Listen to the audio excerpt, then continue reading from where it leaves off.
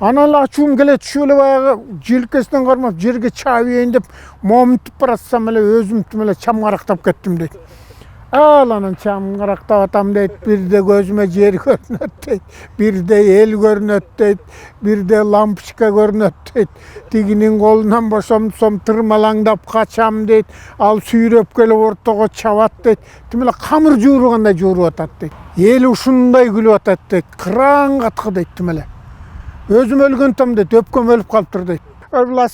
Асанкулдун кылбаганы жок атаңдын оозуна. Ушуга ишенгенбиз деле келе экенбиз атаң. Илгери эле биздин баарыбызды чогултуп жинди кылчу деп. Мына ушундай кишилер өтүп кетпедиби? Муну эми аябай классика болуп калган күрөшкө түшкөндү тимел Асанкулдун. Эл сурайт, мен тажайым айткандан. Анан сен немеңе калсын, мен айтып берейин.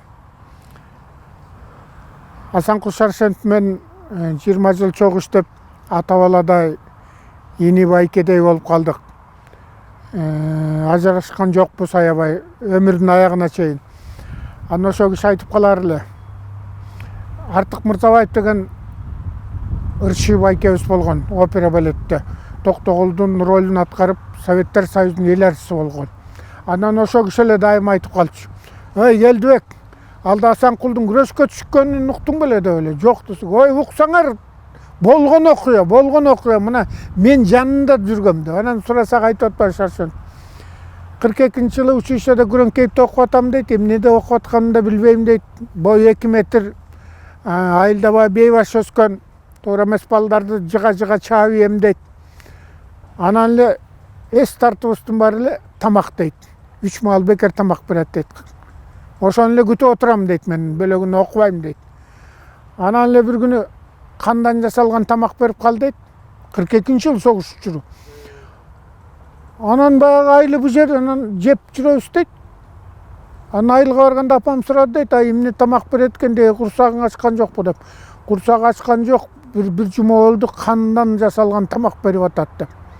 Ден апам бакырды дейт, өлүңдү көрөйүн, чын турбайбы деп. Көрсө ошо кезде ушак жайылган экен. Өлгөн солдаттар көбөйүп, этин эмне кылаарды билбей студенттерге берип аттыр деп. Ай, бул кандан жасалган тамак болсо өлгөн солдаттын этин жеп аткан турбайбы, жибербейбиз деп чыгып атпайбы дейт апам. Караңгылыкты карагылачы дейт. Көрсө ал винегрет деген салат экен дейт. Винегрет салатты билбесең эмне дейт. Анан ноябрь майрамына ас калган дейт. Күн кичине салкын тартып калганда эле эште ойноп жүргөнбүз дейт. Анан эле директорум анан бир жапалдаш бойлуу орус турат дейт.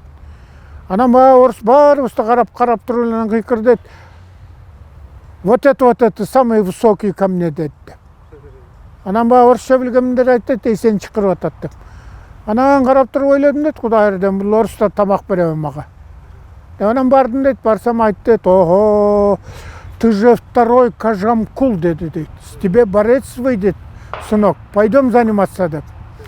Көрсө баа директор ноябрь майрамында окуу жайлардын ортосунда чоң күрөш мелдеш болот деп, анан биздин училищадан да бир 2-чөнү катыштырайын деп Байман деген тренерди алып келген экен дейт. Байман деген тренер болгон, Кыргыздын көп балбандарын чыгарган. Ошол экен дейт көрсө. Анан алып кирип алып спорт залга мени машыктыра баштады дейт. Мындайчы кыласың. Эгер кичине качкың келсе, бо чийим болот, ошондон качып чыгып кет, эчтеке кыла албайт. Анан кичине эс ала каласың да кайра асыласың деп чыгып баарын үйрөттү дейт. 7 ноябрь күнү эртең менен саат 9-да бул эле Улуттук университеттин спорт залынан күрөш башталды дейт. Айланайын мага чейин тим эле Кыргыздын балдары чалгы тийгендей жыгылып атат дейт тим эле. Деле бири жыккан жок дейт. Анан кесек мага келди дейт.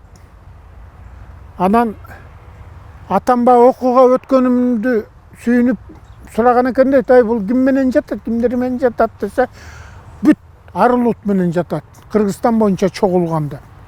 Анан апам сандыкты ачып, атамдын бир кийбей жүргөн дамбалын берген дейт. Уят болуп калаш богону кийип жүр деп. Анан ак дамбалды кийип чыктым дейт, балбыратып, ычкырды бекем байлап. Мага момдо болгон эле бир орус бала түштү дейт. Албакчы бир бечера үй бүлөдөйбү, тизесинен ылдый жагы айрылып чыгып калган кара дамбалчан экен дейт. Бечара үйбүлөдөңбү деп анын ойлодум дейт. Кудай ырбады бу тең менен салбайбы. Муну аяп күрөшөйүн байкушту деп атам дейт ичимен. Анан келип саламдаштык дейт. Саламдашканда эле колум бырышып калды дейт. Ачуум келе түштү дейт. Көрсө баягы баланын кийими дамбал эмес эле турсу экен дейт. Турсуйду биз киймек турсун турсуй деген атты деле уккан эмеспиз дейт. Анан эле ачуум келе түшүп эле баягы желкесинен кармап жерге чаабейин деп момунтуп баратсам эле өзүмтүм эле чамгарактап кеттим дейт. Анан чамгарактап атам дейт. Бирде көзүмө жер көрүнөт дейт. Бирде эл көрүнөт дейт. Бирде лампочка көрүнөт дейт. Тигинин колунан бошомсом тырмалаңдап качам дейт. Ал сүйрөп келип ортого чабат дейт. Тим эле камыр жуургандай жууруп атат дейт. Мен өзүм өлгөн атсам эл бакырып атат дейт. Ой, тамак ичпей балай шатаңдын оозу курайын. Күрөштүн балекетин аласың батаңын оозунан. Өңгө бир тең, сен бир тең болдуң. Өл эле өл, алды ычкырыңа байланып өл атаңын оозунан. Бир кезде баягынын колунан бошой калып турдум дейт. Тырмалаңдап качып эле элдин астына барып эле жыгылдым дейт. Эл ушундай күлүп атат дейт. Кыраң каткы дейт тим эле. Өзүм өлгөн атам дейт, өпкөм өлүп калыптыр дейт. Өзүм өлгөн атам дейт. Бир кезде байманым келди дейт, атамдын дамбалын сүйрөп. На аден деп. Көрсө баягы тырмалаңдап качканда ал багалектен алганда ычкыр сүлүп, дамбал тигинин колунда калып, мен апам төрөгөн фигурам менен эле тиякта жатып турмун деди. Ошондон кийин күрөштү койгом дечү. Анан ошо артык байка айтчу. Туп-туура деп. Болгон окуя бул деп. Кошма андай мындай жок деп. Анан ошондон кийин күрөшкө түшкөнүмдө токтотком деп. Артисттин Барбореки спорт сарайы турбайбы Кожом кулатында. Ошол жерде барак үйлөр болчу экен. Ошондо бүт артисттер жашачу экен. Бир комнаттан эле болчу дейт. Бут чечкен жерибиз бар, анан бут бир комнат. Анан эшикте ар биринин кемегеси бар экен. Карабайсыңбы? Ар биринин кемегеси бар дейт. Бирөө жарма жасап атат, бирөө эт салып атат, бирөө бозо кайнатып атат, чыгылып баары кемегеде оокат кылчу дейт. Ал кезде свет да жок, газ да жок. Анан кечки тамактайын отуруп алып лото ойнойбуз дейт. Лотонун башчысы Асек Жумабаев атактуу урчу байкебиз. Ошол командир дейт. Кодоюп алып. Анан баягы 2-3 айланганда эле шаршанып айтат, мен акшам түгөнүп сыртка чыгып калам дейт. Алар ойноп атышат дейт. Аялдар да ойнойт дейт. Анан бир кезде Асек Жумабаев айтып калды дейт. Мага үчөөң кошулгула. Мына ноябрь келип калды. Ноябрдын аягында бир сонун кунаажын союп алалы согумга. Ичагарын баш сыйрагын бүт мореки кошуна колон аксакалдарга оз тийгизебиз. Калганын бөлүп алабыз да тустап коебуз да четинен жей беребиз. Деп эле план түзүп атышат дейт. Анан кунаажын болсун деп. Асек байке чындыгында ушул жагын укмуш билчү экен. Малды, тамак аш, кыргыздын үрп адатын баарын. Анан эле ошентип аткандан кийин эле мен минтип калдым дейт шаршанып. Асек байке, эгер сатып ийбесе, бая күнү барганда атам айтты эле 2 жолу туу калган кунаажым бар, ошону сатам деп атат. Деди эле десем эле Асек байке кол чаптайт.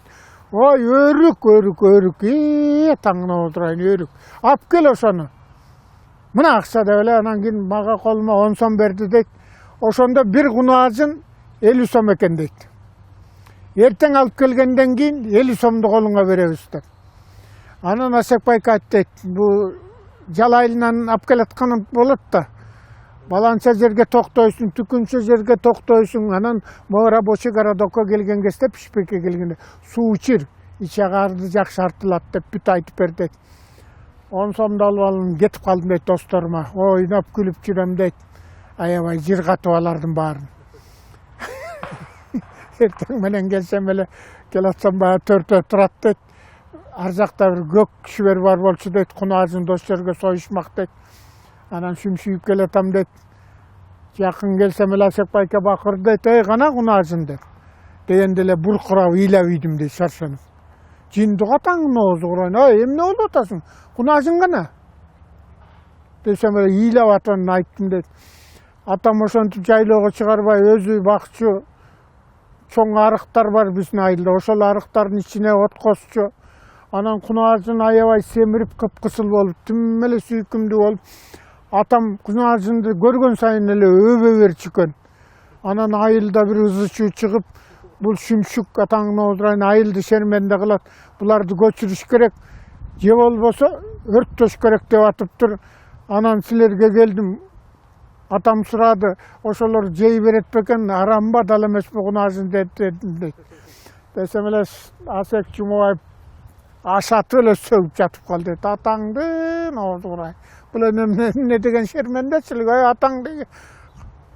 Эмне деген атаң бар сендин? Келе соок атаңдын оозурайын. Деген эле калп эле кол салдым да чөнтөккө, көчө консомду берейин. Ошол кунаажын өпкөн атаң апарып бер деди. Анан кийин Асек байке да айтчу, Асанкулдун кылбаганы жок атаңдын оозурайын. Ошого ишенгенбиз деле келе соокенбиз атаң. Илгери эле биздин баарыбызды чогултуп жинди кылчу деп. Мына ушундай кишилер өтүп кетпедиби?